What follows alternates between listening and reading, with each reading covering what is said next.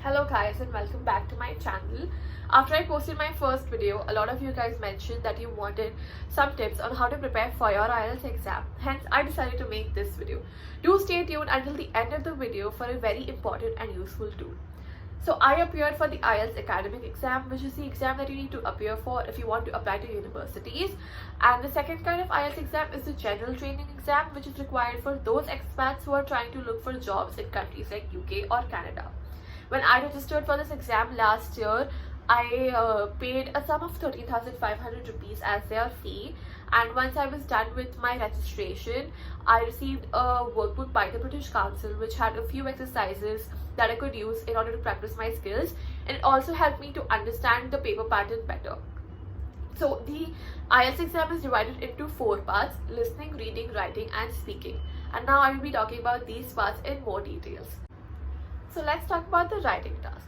The writing task is divided into 2 sections. The first section asks you to interpret some quantitative data into words, and the second section asks you to write an essay on a topic. The word limit is usually mentioned at the end of the question, along with a suggestion of how much time you should spend on each question so that you can make the most of the time that is available to you. Now, I prepared for this exam by practicing the workbook. I found the first task to be a little difficult initially because I wasn't used to it, but as and when I went through the workbook, I was able to do it very well, and I was able to understand what is expected out of me when I'm answering the questions for this task.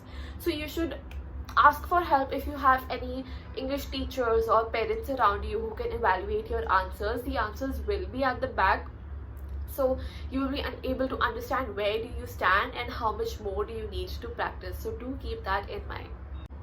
Let's talk about the reading task. The reading task is not as easy as it sounds. Of course, it requires you to read a passage and then answer a few questions, but the task is very long. It lasts for about an hour, and the passage is also very lengthy. Along with that, the questions are not very straightforward. They are asked in different kinds of formats. Hence, it is important that you work on your reading skills. My suggestion would be that along with doing the workbook, you should work on increasing the pace of your reading. And the best way to do this is by reading newspaper articles every day. Reading newspaper articles will not only help you increase the pace of your reading, but it will also help you in improving your vocabulary, which can be useful for you in the writing task as well. Now moving on to the listening task. The listening task lasts for about 30 minutes, but you do get an extra 10 minutes towards the end so that you can transfer your answers to the answering sheet. This task is divided into 4 parts in itself, but before you're made to listen to the content of each task, you get a few minutes to skim through the questions as well. Now this task is relatively very easy. The audio that you're supposed to listen to is not that difficult to understand. The speakers do have an accent in the audio, but that will also be very easily understandable. In fact, they also spell out some names of people and places for you so that you don't spell them wrong, and if you are paying attention, you will be able to do well in this task. Of course, you will need some practice. I practice the listening task every alternate day for about a month, and if the exercises in the workbook are not enough for you, then you should definitely go online and you will find a lot of resources there that will help you to practice more for this task.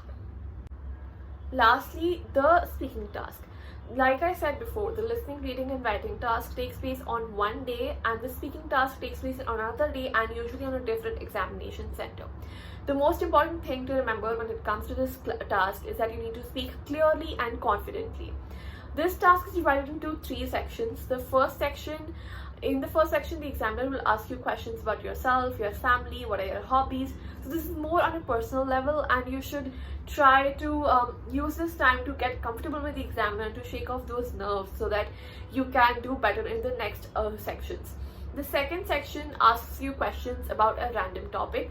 So this topic can range anywhere between books, movies, music, dancing to maybe even politics, but they do try to keep it a bit general so that students can answer these questions very easily. And in the third section, the questions will be about the same topic, but they will be more elaborated. So the question could be about the particular topic in a different perspective. So you should stay prepared for that. The way I prepared for this exam was by watching YouTube videos. This is the best way to prepare for your exam. After I watched those videos, I understood what kind of body language am I supposed to maintain and what kind of tone am I supposed to take when I'm speaking to the examiner. One of the most important things to remember is that you should not rush yourself when you're giving the answers, and you should be loud and clear. The deal with the speaking task is that the examiner who's asking you questions will not evaluate your answers. The examiner will be recording your interview, and the person who's listening to that recording will be evaluating your answers so as to avoid any sort of biases when they're evaluating. So you have to be loud enough so that your voice is recorded clearly in the recording device. Also, I would like to mention that it is okay if you make a mistake once or twice. We are humans and we tend to make mistakes sometimes. Examiners do overlook that, so do not put too much pressure on yourself. And now, finally, let's talk about the useful and most important tool that I was going to share with you guys. Like I mentioned before, after I finished my registration, I received a workbook by the British Council which had a few exercises that I could do in order to practice my skills. But those exercises were not nearly enough. And if you would like to practice more, what you can do is download the IELTS app by British Council. Now the app has a lot more exercises, and it also has a few features that can help you develop your vocabulary and also help you with your speaking exam.